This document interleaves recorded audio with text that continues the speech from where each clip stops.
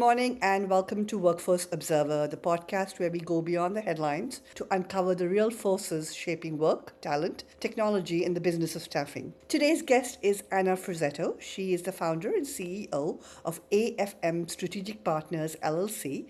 Anna is a staffing industry veteran and a powerhouse in revenue growth and sales strategies. She's also a keynote speaker, author, and podcast host, and a recognized voice shaping the future of our industry. Anna, welcome to Workforce Observer. Oh my goodness, thank you so much for having me on the podcast. I so look forward to it. Yeah, we are excited to have you. So I'm going to dive right in. So I know that you helped large staffing firms like Air Swift and Harvey Nash, and now you advise leaders through your company. But when you look at the industry today, do you believe staffing is undergoing structural disruption? Are we at the end of a model or just the beginning of a new kind of world and reinvention? I think we're at the stage of a new world, right? Let's be a little controversial as we're talking about this. Sure, the, sure. the reason why I say it is that there are so many different paradigm shifts going on in the industry today, right? There's the whole strategy of AI and how AI is getting incorporated. You also have that your buyers are the most educated as they ever have been as far as what True. they're looking to buy, right? The economic times have not been very favorable or supportive of the staffing industry in the last, True. 2 years. So it's like the perfect storm. You have these three different things that are all happening at the same time. So I think it's causing for the staffing industry to really self-reflect on how to pivot and make some changes to be able to adhere to the new way of doing business. And then the industry had a great run, right? For a Yes. few Yes. years before the economic times changed. So that also is new. I mean, I think till 2023, I would say. Yeah. It was pretty, it was great for everyone. Yeah. Okay. Yeah. So you mentioned AI, and I like to talk a little bit about AI. Does AI make traditional staffing more efficient? Does it fundamentally dismantle the economic model it's been built on? What do you think? Because, no conversation is complete in our industry today without bringing AI in. Correct. But really, what is it doing, or what are you thinking besides the basic automation? Right. So, okay, I'm a big fan of AI. I come from a tech background. That was my roots. I was a technology person before I got into sales. And Sure. I view it as it really kind of, do you watch Marvel at all? Iron Man. Okay. Okay. So then you can understand my analogy here. Iron Man has this incredible suit, right? But at the end of the day, the suit provides all of these enhancements, but it's him as the human that is directing the suit to do whatever it needs to do. It can override the suit. And that's how I view AI. AI is a great enhancement for us to be able to work faster, more efficiently, do more research, have more data access than you could possibly imagine, and yet be the most informed person that you could be in front of a client. But at the end of the day, people buy from people, and that's what matters, right? So I'm a big fan of AI. I think it can only help the industry. I think it's a matter of using the right guardrails to be able to utilize it. The biggest mistake that some companies make is that they wind up thinking that it's the answer to everything, but then they don't verify the information that's coming back from AI. And so therefore, your information to the client comes across as very generic or almost robotic. And that's a big mistake that you can do, is not humanizing whatever information you're gathering from AI. Well, thank you. So kind of like a lead into the next one.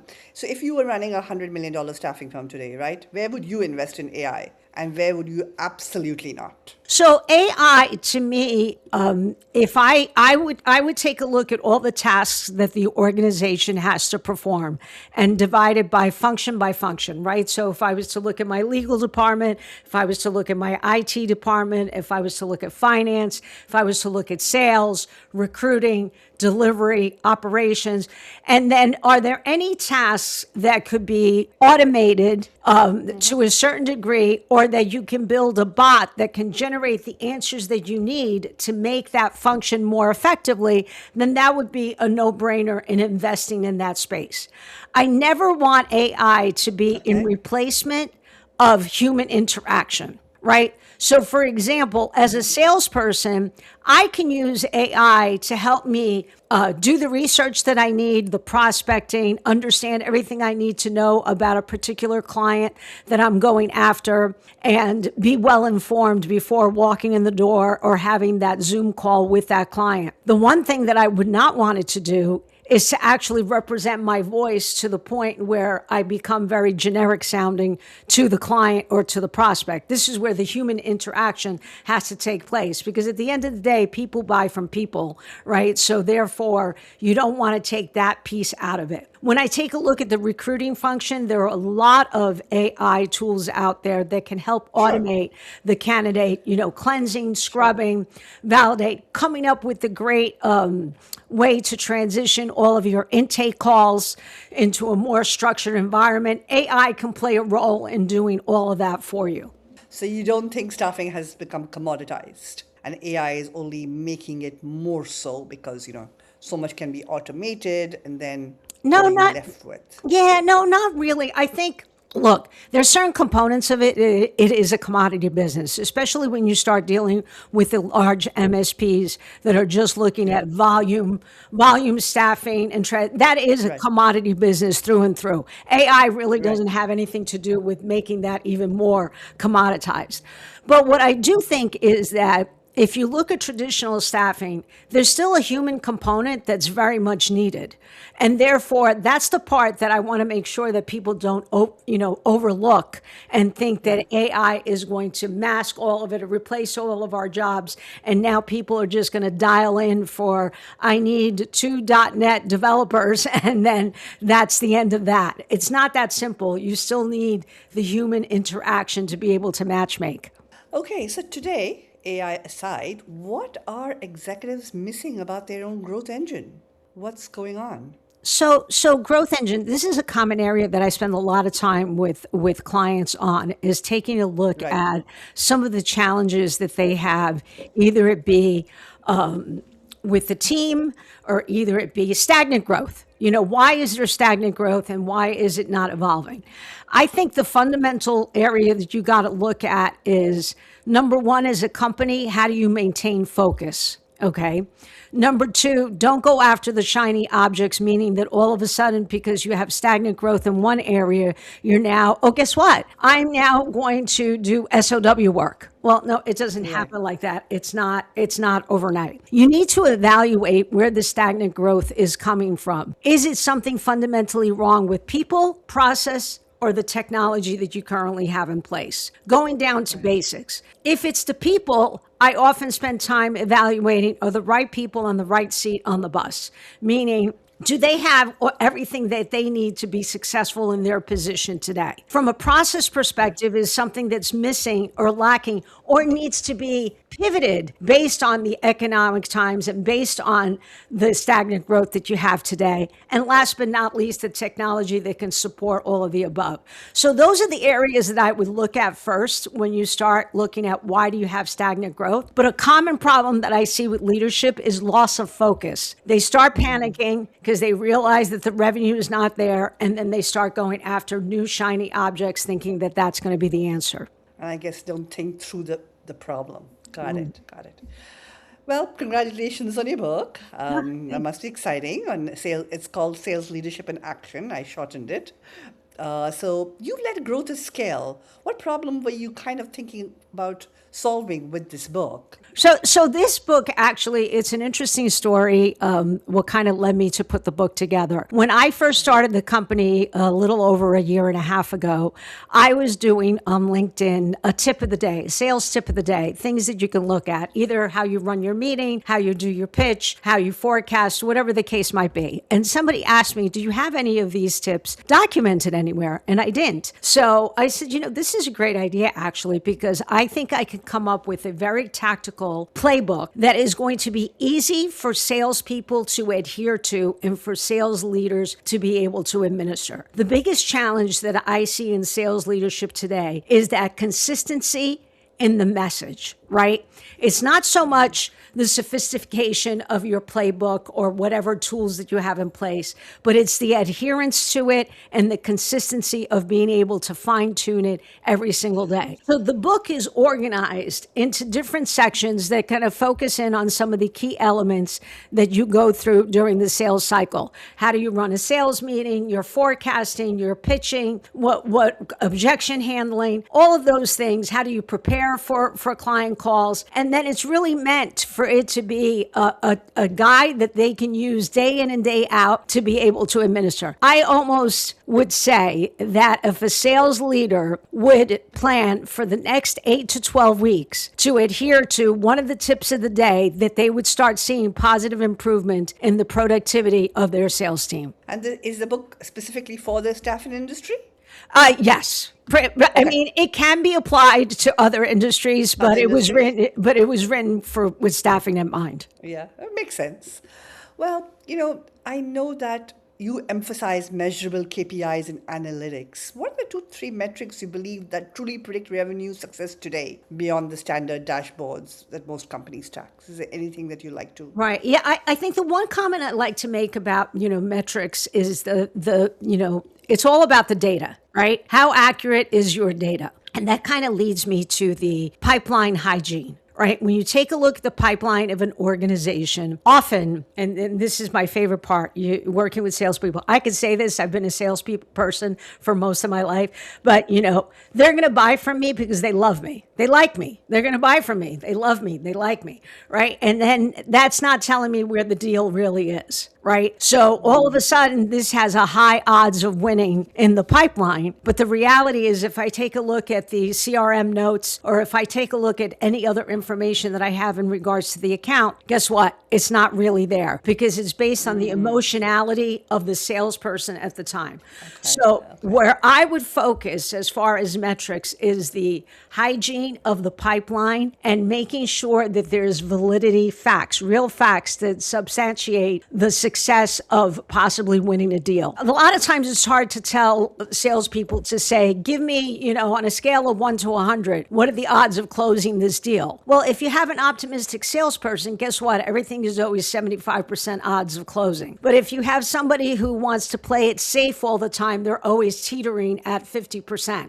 So you need to come up with the science that's applicable for your organization, that when somebody says 75%, it means the same thing across all of your salespeople. And therefore, that ensures the caliber of your forecasting and your pipeline. Thank you. I know that the industry and many staffing firms are trying to evolve from transactional staffing to higher value solutions, right? So what are the big mistakes that leaders are making when attempting that shift? And it doesn't matter whether it's big or small. I mean, it's still people making that shift. And I'm a bit, so I have many years of experience in being able to build consultative selling type of organizations, doing SOW work for our clients. And I'm a big fan and a big proponent. There's nothing like the annuity business that you build by having SOW work, not to mention the increased in profits that you have as an organization. It just makes it for the higher multiples you have as a company because you're doing solutions-based work. The challenge is, and this is where I'm actually doing a session with Vices Group in regards to SOW. What are the pros and cons and the challenges of how do you go about looking at it? It's not a flip of a switch, and that's a common mistake that happens. I'm talking about the nervous CEO, like we were using the example of the $100 million company and losing the focus. Well, they start thinking that all of a sudden SOW work is really easy for them to get into. But it's a different type of salesperson because you're going from transactional sales to consultative sales. So do you have the right people that can actually do that within the organization? You now have to scope and size an opportunity where you have to figure out, it's not just a matter of you saying, I have 10 bodies that can do this work. You have to be able to say, based on that type of work, I'm going to need this type of subject matter expertise. And you have to scope and size the actual project. So therefore, you need SMEs internally that can help you with that. So the most common mistake is thinking that you can easily transition from being a traditional staff aug company to an SOW type company. And another common mistake is when you push so hard at SOW, a lot of times salespeople then lose sight of the bread and butter of the company, and then they stop focusing on the transactional sales, and then it hurts your overall top line. Thank you. I know that you have you are national chair of ARA, Attract, Retain, and Advance, sorry, and you focus deeply on mentorship and imposter syndrome, right? So I guess why do so many high-performing women, even in the industry, still struggle with self-doubt? Well, I think it's, if you were to compare like how men are wired versus how women are wired, a common example that I often use is like going for an interview. If there's 10 criteria going for an interview, and if you're a man and you have 6 of those 10 criteria, you're high-fiving people around you saying, I'm good.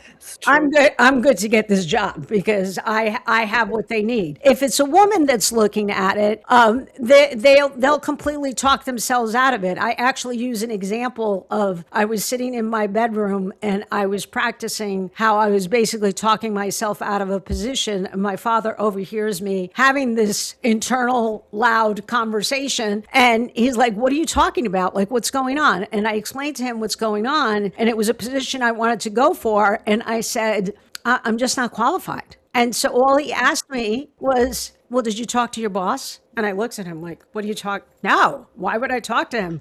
I'm not a fit. He goes, what's the worst that can happen? He or she are going to tell you, you got the job for the following reasons, or you can't get the job because you're missing these 3 qualities, but it gives you some direction in what you need to do.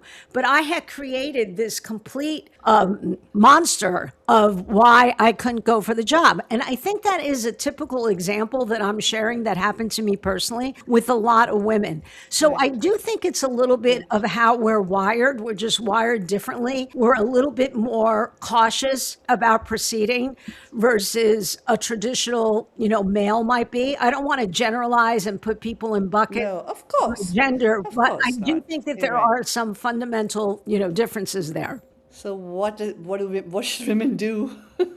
I think it's like, well, Given that. yeah, look for support around you.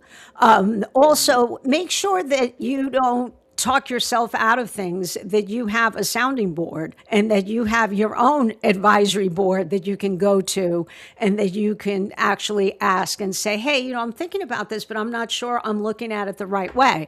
I'm a little bit, concerned. It's like, who's your circle of trust that you can have that conversation before you dismiss it completely? But I think the first step is recognizing that you suffer from imposter syndrome, as many people do, and that you are going to seek the help of people around you to be able to get past that. If you were to advise a CEO today, say somebody who's leading a 100 million plus staffing firm, what would you tell them to prioritize in the next 12 months to stay competitive? I would say first thing is, stay focused on what your company vision is and what your company direction is, right? You don't want to start creating changes all of a sudden at the nth hour. Then I would focus on taking a look at your growth engine, your salespeople, and I would say almost do a little bit of a sales assessment. Do you have the right people on the right seat on the bus, right? You want to make sure that they are armed to the most that they can possibly be armed and that they are ready to sell to the next level. You need to self-reflect and make sure that you address whatever issues or operational challenges you have internally so that you can excel and move forward and expand from there. And, last question of the day. What does the future hold for the industry? in the next 12 months, what are you envisaging? You could be Ah, as wild as you oh my want goodness, this or is not. like the million dollar question. Yeah, exactly. Oh my God, what's going to happen in the industry? I think the industry actually, we're probably in the best time that we could ever be in this industry. And the reason why I say it is a little bit about the perfect storm that I was talking about at the start of our podcast. I think the next 12 months are going to reveal what this perfect storm is going to unfold to look like for us, because I think the power of AI is going to play a more significant role. And I think more and more companies are going to be adopting and adapting to the new way of doing business. I also think it's going to be interesting that the economy, I hate to say it, but I do feel like it's starting to inch up again. So therefore, I think the next 12 months are going to be I know, don't say it too loud, but I do think that it is inching up in the right direction. So therefore, you know why? Because I think everybody in 2025 was in panic mode and a little bit in a state of shock as far as what's going on, not uncertain. And I think when 2026 started, people started saying, okay, it is what it is, and we need to get back to business. We need to work. We need to figure out how we're going to grow our businesses. That's why I'm starting to see some positive traction on the revenue side of things. And I think the combination of all those things together are going to culminate by the end of this year, which is going to be very indicative to 2027 and the rest of the decade, what it's going to look like for us. Anna Frazzetto, always a pleasure. Thank you so much. Thank you so much. It was great being on your show. Thank you.